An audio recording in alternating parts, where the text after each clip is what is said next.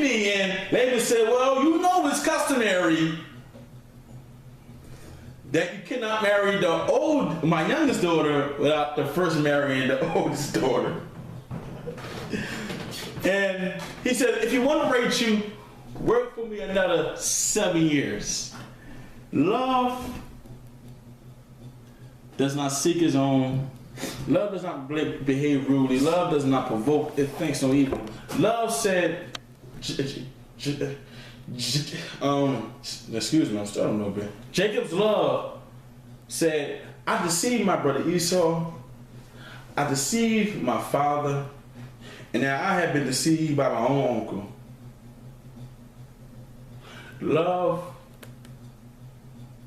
Love covered all of that. And he worked 7 more years. And he finally got rid of you after 14 years. And you're telling me you cannot work for love in a relationship that you have with somebody? Because it's too much. God would not have allowed Laban to ask Jacob for this agreement had it not been in Jacob's heart. Had Jacob not had it in him. He's not asking you for something that's not in you. He could not have asked him to work for love if love worked for something that if it wasn't in him. When Jacob saw Rachel, he was like, man, I go in the world for that thing. I travel across the 4 oceans. I get in the pit with some lions and wrestle that thing now. I run with a bear. Love will have you do the most outrageous thing, like right.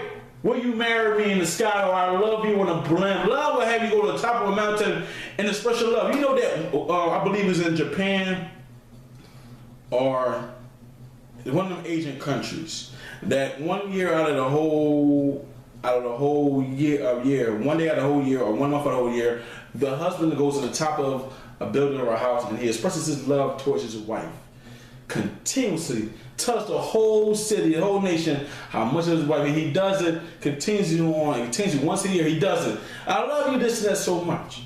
They're willing to make a fool out of themselves for love. Love is a developmental thing. God cannot ask you something.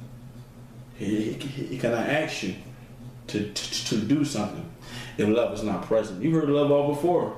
You haven't heard about real love. God wants to get you to that point of real love, where you can love that murderer, or that pedophile, or that prostitute, or that abuser, or that neglected mother, or neglected father, that rebellious child, that homosexual relative, that crackhead uncle, that dope fiend auntie. Yeah, I'm saying all these things, yes, and I'm cameraman looking at me crazy. That's what I'm saying is completely. Because it's real. Can you love the person who's in there eating all your food up? I got a brother who constantly come in, he tear my food up. I mean, he be on a bench in my house. But I love him. I have a dad that's in prison for 9 years, and he's done multiple things to me in my life. But I love him. Love bears all things. It adores all things. It's able to work out. It never fails. Hosea chapter 1, 2 to 5. Oh man, I mean, Hosea was speaking and said, well, God came and spoke to me and said to me, marry the whore.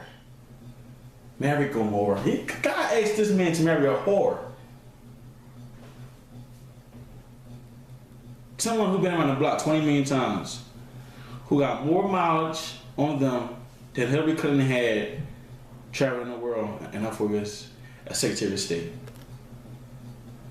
He asked him to marry a whore, a harlot. Now, I'm expecting to you the whore part, because he loved her. Peter says, love comes from sin. He knew that she just with Bobby the other day, and she had chlamydia. He knew it, but he loved her.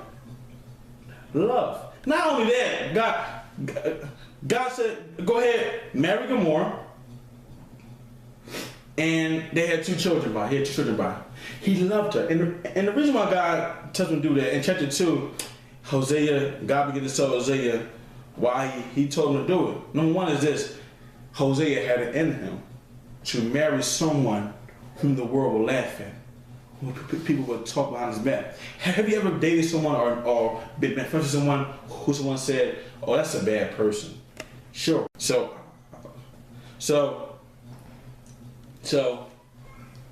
he asked us to do. Somebody asked you that question. How can you be around that friend or that person?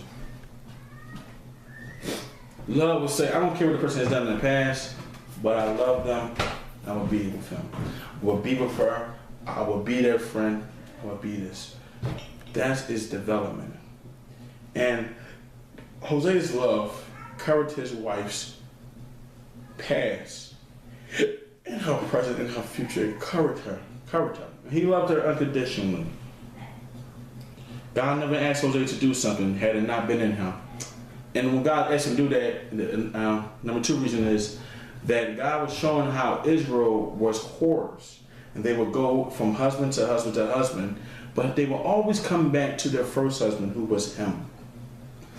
And he began to explain that he loved Israel, even though they was whoredoms. Whoredoms mean they go around whoring after things. They was adulterers. They were fornicators. They go around serving other gods, but they will always make their way back to the one who can save them. God will never ask you to be friends with someone or to date someone if it wasn't in you. He knows that you love them. He knows that there are people who are talking bad about you because you're dating that person, or you're talking to that person, or you're befriending that person, or you're helping that person out. You're giving them a bed to lie in. God knows it. But John 3:16 says this: "For so loved the world that I gave my only begotten Son." Matthew 5:43-48 says, "Love thy enemy, love, pray for those who persecute you, bless those who curse you, do all these things to you." God hated sin to the point that he could not look at it no more. He hated sin since the beginning of time. He's a God who's clean and holy. And he loved us so much that he became what he hated. He dwelled amongst what he hated.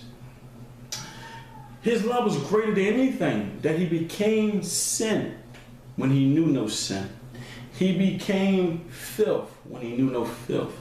He took pain when he didn't know no pain. He endured hunger and stress and pain when he did not know it.